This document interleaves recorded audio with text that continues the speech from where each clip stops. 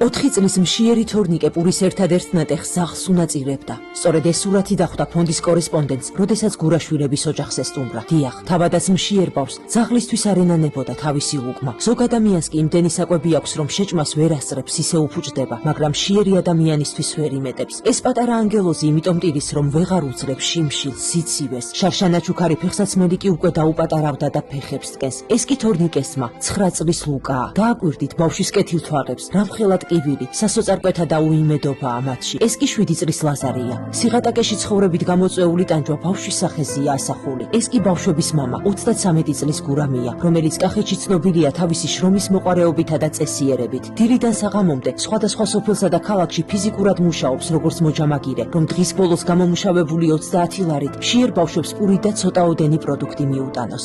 არაფერი არ მაქვს რა, ელემენტარული არც მაცივარი. ეხლა ზაფხული მოდის და საჭმელი რო ისავქნა მეორე დღეს უნდა ამდგე და გადავყარო, იმიტომ რომ დამშავდება. ესეც სიღატაკეში ცხოვრება რამდენად რთულია ადამიანისთვის. ძალიან ძნელი არის. ვერც წარმოიდგენთ როგორი რა. ტერსა არ უსურვებ ეგეთ იმაში ცხოვრებას.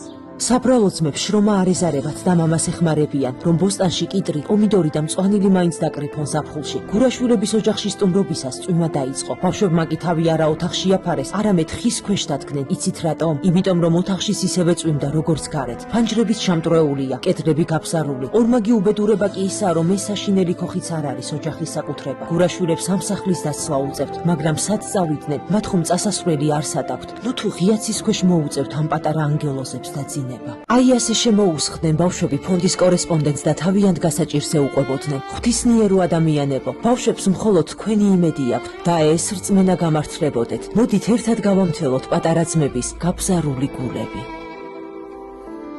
გადარიცხეთ ნებისმიერი თანხა ჩერნოვეცკის ფონდის ოფიციალური საიტის მეშვეობით.